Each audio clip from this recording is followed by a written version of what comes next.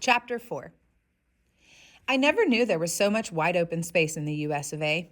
The ribbon of highway cuts into a lot of nothing. No houses, no people, no things, all through Montana. It makes you feel like you're in an arcade game where you're not really moving, but scenery is just passing you by. Telephone poles, humps of dry grass, trees. When we crossed into North Dakota, the nothing got even worse. We hardly saw other cars, not to mention trees, only never-ending telephone lines. A couple of times, Lou strayed into the other lane as if he were pulled by a magnet. Luckily, as I said, there were no other cars. By the time we left Bismarck, I was ready to scream. "We're almost there," Oma said. For the last few hours, the only sounds in the car had been the plop of fat raindrops and the squee-squonk of the cracked rubber wipers. We were still hours away from Minnesota. "Welcome to Minnesota, land of 10,000 lakes." "Land of 10,000 hicks, I'll bet," I murmured to Young as the car crossed some unseen dotted line. "Land of 10,000 hillbillies." "I hope they have a good orchestra in Iron River," Young said, and I knew she was tired too. This was the closest she ever came to complaining. "Want to wear my Walkman for a while?"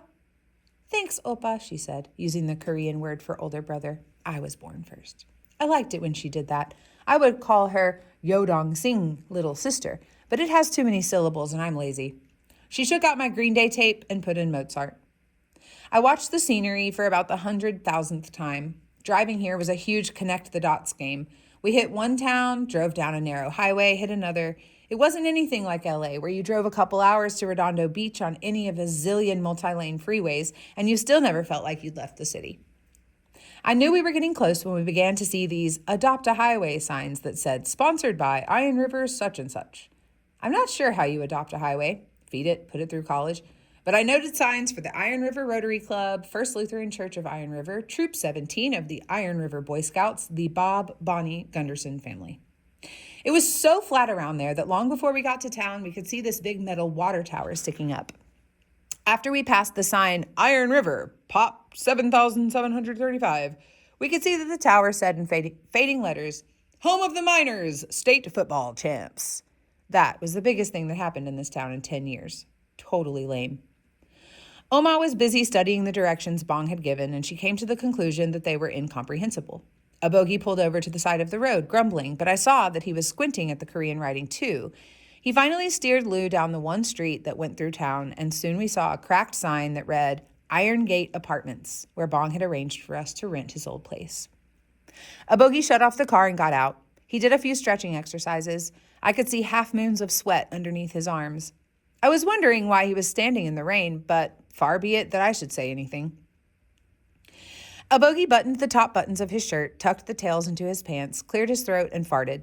Young and I rolled our eyes at each other. No matter how many times we tell him that farting out loud is considered gross, he just starts in with this "if we were in Korea" bit. Let me tell you, if half his "if we were in Korea" stories are true, I don't think I'd ever want to go there. "Chan, you come with me," he said in Korean, the very first words he'd spoken to me since we left. I looked up at him. What did he need me for? "Hurry, you heard me." I clambered out of Lou. My shirt was plastered to my back. I tented it out and shook it. We went together through a door marked office and found ourselves in a tiny dark room. No one was there, so we sat down on chairs next to a dusty plastic fern and a wall calendar that said, "Compliments of your insurance agent, Joe Nygaard." The door swung open and a man lumbered in. "Can I help you?" He was fat and bald and eyeing us suspiciously. A bogey rose with a smile and extended his hand. "I Bong Kim brother," he said.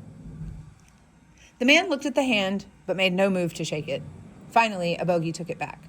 The man had beads of sweat on his upper lip. It looked the way water beads up on your car when you use turtle wax.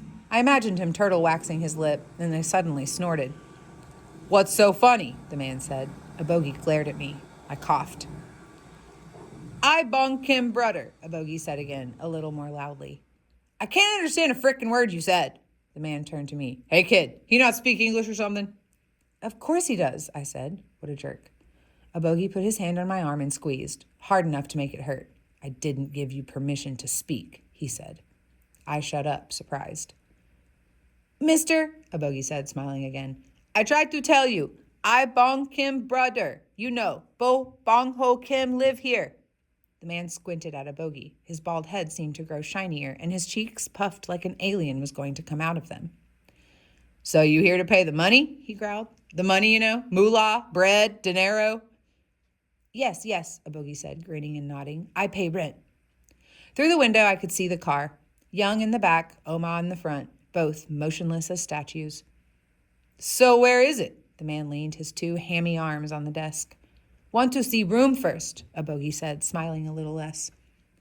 He said. Your brother left us without a trace, including the 2 months' rent he owes me. It suddenly dawned on me what Bong had done. A bogey, he said. He shook his head violently and turned away from me. How much rent? A bogey asked. The man dug in a filing cabinet and pulled out a sheet while mumbling to himself. Can't believe I let him slide. He kept saying he was getting money from Korea in just a little while. Please, mister, just hold off a little. Yeah, right.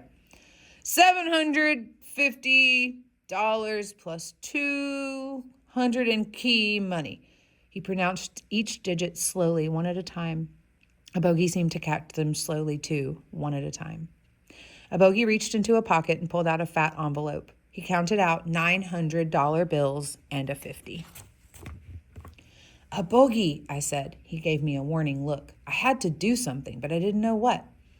A bogey, that's Bong's rent money, I blurted in Korean. A bogey's lips tightened.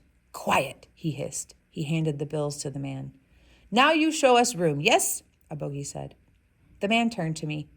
What the hell is he talking about? We need to rent a place, I muttered. I let my hair fall in front of my face as if that would shield me from what was going on. Hell no, he bellowed. I ain't written to no more sneaks. I got what's owed and I ain't making the same mistake twice. You two better go before I get really mad. He made stabbing gestures at the door. What's going on? A bogey asked. Why is he so mad? Did you insult him? He doesn't have any rooms, I explained lamely. He can't rent to us. What? I just gave him almost $1,000. That was for rent Bong owed. I was trying to tell you. I'm going to count to 10. The man narrowed his eyes. 1. A bogey, we'd better go. I put a hand on his elbow. He pulled away. Mister, what going on here? He said. Why no rent to us? I wanted my money back. 2. 3. I no leave until I get money back. A bogey sat down on the chair, all 100 pounds of him. 7. 8. 9. I had a sensation of being lifted and then being forced to walk on my tippy toes out the door. I felt a shove in my back and went flying. Luckily, I had time to turn around and catch a bogey on the rebound as he bounced off a shrub. And stay out, chinks, the guy yelled before going back into the office. The lock clicked behind him.